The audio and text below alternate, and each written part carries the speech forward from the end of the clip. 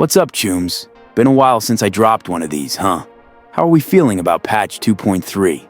Not sure if this video will be posted before or after the official update releases, but the Cyberpunk 2077 patch 2.3 reveal just dropped. And while it brings a few welcome additions, it also sparked a lot of mixed reactions. Some fans were hoping for more. Some feel it didn't quite live up to the build-up. Today, I want to break down the CDPR Red Stream's reveal from an objective point of view, and to discuss just what this update is and what it could have been.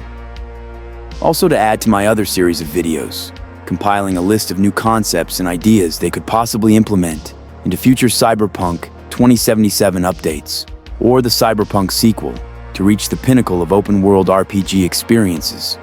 Let me start with this. I've got mad respect for what CD Projekt Red did with this game, even though it's still missing a lot of features the project initially had promised.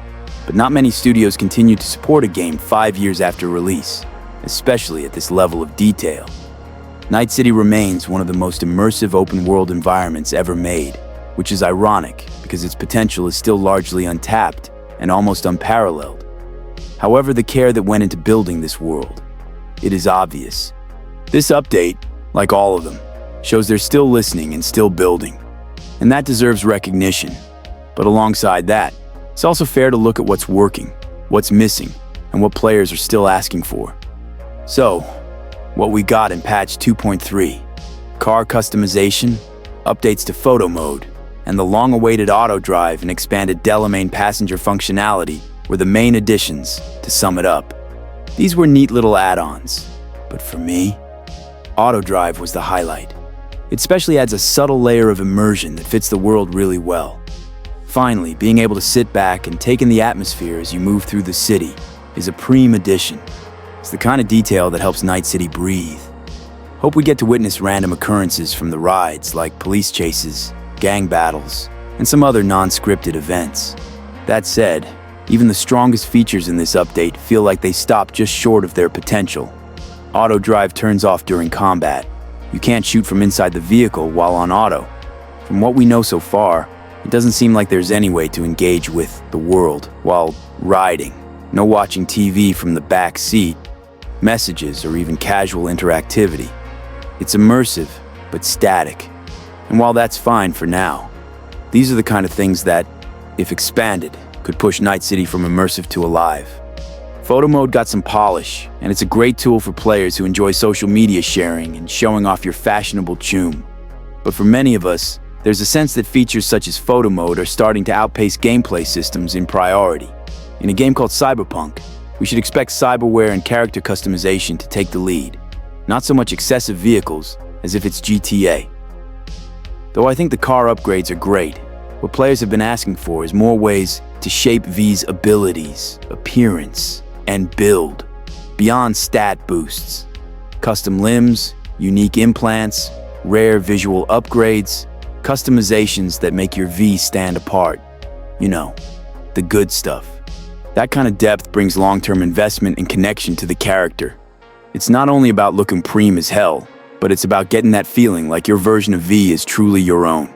Car customization is another solid addition, no doubt. But again, it's one piece of a bigger puzzle. The truth is, most players tend to gravitate toward a few favorite vehicles.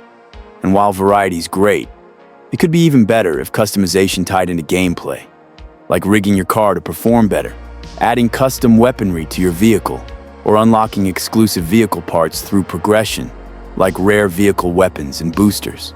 There's been some frustration in the community after this stream, and it's easy to misread that as just fans complaining. But I don't think all the frustration expressed among the disappointed fans means entitlement, but I see it as passion and their belief in the game's true potential. The reality is, players are still here. They're still playing and still exploring. And that's because Night City leaves a lasting impression. When fans ask for more, I don't think it's being ungrateful. I think fans believe this game has a lot more to give. That belief is still strong, and that's a good thing. So, what is it that fans continue to ask for? Well, a few consistent requests keep coming up. New Game Plus, more expansive cyberware customization, console mod support, third-person perspectives or ways to better view your V, riding AVs like a Delamain, and more immersive systems in the city itself. Now, not all these requests are realistic. Like third-person mode, for example, would require major reworks, but there are creative ways around that. Just giving players more mirrors, reflective surfaces, or even optional cutscenes that showcase V would help. Here are a few ideas that come up often, and some I've been thinking about too, that could be worth exploring. 1. Challenge gigs. Optional mission variants that reward unique gear based on your approach. For example, completing a gig without killing anyone, or take out an entire crew without detection. It adds replayability and a reason to master different playstyles. 2. Mini-games and activities. Pool, arcade machines, gambling, new NPC interactions, brain dances, even basic bar games. These don't need to be deep systems, just enough to make the world feel more reactive. And 3. High-rise apartments and AV travel. A feature where you own a top-level apartment, complete with an AV pad. Imagine you walk out onto a balcony in the rain, neon lighting up the skyline, and ride your AV through the city like you're in a freaking Blade Runner movie. I mean, this one would be a tall ask, I get that. But I don't think we even need full flight control. Just an immersive ride with new city perspectives, like a Delamain in the sky. And just imagine, having access to one of these AVs allows us to access secret areas and secret quest lines in the city. Now, taking that concept further, imagine mission lines only accessible via AV. High security sites, exclusive drop points, sky-level black sites.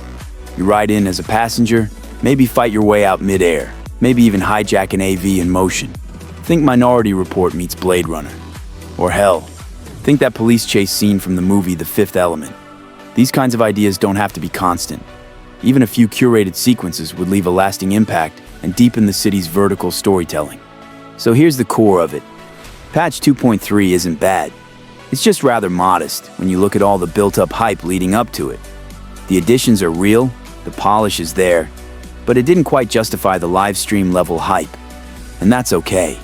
Sometimes updates are smaller, but when expectations are built up, it's fair for players to feel let down when what they get feels more like a feature drop than a content expansion. What's exciting is that Cyberpunk 2077 is still evolving. With another season of Edge Runners on the horizon and new updates rolling out even 5 years later, it's clear there's still more to come.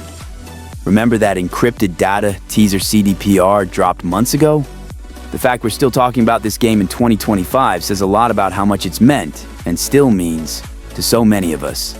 And no matter how we feel about the latest patch, CDPR deserves credit for continuing to improve the game and stay connected with the community after all this time. But the passion from players isn't going anywhere either.